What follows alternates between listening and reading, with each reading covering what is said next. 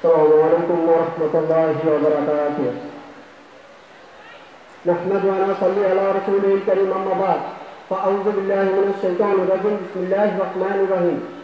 क़ाल अल्लाहु तआला क़ुरानुल करीम, वमा लकुम ला तुक़ातिलूना फ़ी सबिलिल्लाह वल मुस्तज़फ़ीना व रिजालि व निसाइ वल विल्दान अल्लज़ीना यक़ूलूना रब्बना अख़रिजना व हाज़िल क़र्नि इज़्ज़ाति अहलिहा वजअल लना मिन लदुनका वलिय्या वजअल लना मिन लदुनका नसीरा।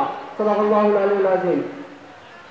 আজকে নবীগঞ্জ সরকারি কলেজ কর্তৃক আয়োজিত নবীন অনুষ্ঠানের সম্মানিত প্রধান অতিথি, বিশেষ অতিথি এবং মঞ্চ উপবিষ্ট আমাদের সেরেতাজ, আমাদের রাহবার, আমাদের সকলের প্রান্তীয় শিক্ষার্থীবৃন্দ, আমার সামনে উপবিষ্ট নবীগঞ্জ সরকারি কলেজের নবীন শিক্ষার্থীরা, সবাইকে জানাই গণিতদের পক্ষ থেকে আসসালামু আলাইকুম রহমতুল্লাহি ওবরাকাতুহু।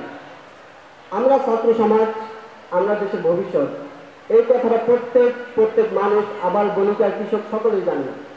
কিন্তু আসলে আমাদের সামনে যে ভবিষ্যৎ, আমাদের ভবিষ্যৎটাকে একটা ছোট একটা সংক্ষিপ্ত আকার করে দেওয়া হয়েছে। সেরকম যে আমরা লেখাপড়া করার উদ্দেশ্য কি? আজকে আমাদের উদ্দেশ্যহীন। লেখাপড়ার উদ্দেশ্য হচ্ছে আমার ভবিষ্যৎ উজ্জ্বল করা, অর্থাৎ বাংলাদেশকে কি সুসময়, মানবিক এবং মর্যাদা সম্পন্ন নীতি আদর্শ রাষ্ট্র হিসেবে গড়ে তোলার জন্য আমাকে শিক্ষিত বানানো হচ্ছে। কিন্তু বর্তমান যে সমাজ ব্যবস্থা, যে মানুষের যে নৈতিকতা, সেটাকে সংকুচিত করে দেওয়া আছে। সেরকম যে আজকে তুমি পড়ালেখা করে কি উদ্দেশ্যে চাকরি করবা, দেখছেন ফোনটা কই যে তুমি পড়াশোনা করে চাকরি করবা। আমার আজকে এই স্প্রিয়া নেই যে আজকে আমি পড়ালেখা করবো, আজকে আমি 100 জনকে চাকরি দেবো, আজকে আমি লেখাপড়া করবো, আমার আন্ডারে 1000 মানুষ চাকরি করবে, আমি নেতৃত্ব দিব, এরকম নেতা হবো।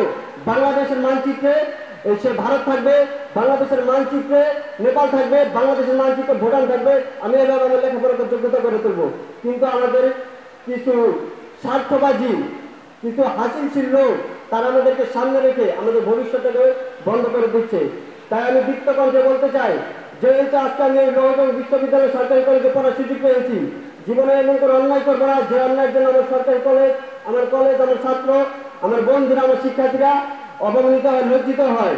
যদি অন্যায় মোকাবেলা করার জন্য আমার জীবন দিতে হয়, আমি জীবন দিব। যদি অন্যায়কে মুখে দাঁড়ানোর জন্য, আমার কোনো অধিকার বাস্তবায়নের জন্য যদি কারো কোনো স্বার্থ প্রয়োজন হয়, সেটাকে আমি নিজের স্বার্থকে আমি বিলীন করে দেবো। তাই আজকে আমি বলতে চাই, যেহেতু আমরা ছাত্র, আল্লাহ রাসূল সাল্লাল্লাহু আলাইহি ওয়াসাল্লাম বলেছেন ফাইনুল ইসলাতি সাবা, আমাকে সবচেয়ে বেশি ভয় করেছে যুব সমাজ এবং তরুণ সমাজ, ছাত্র সমাজ।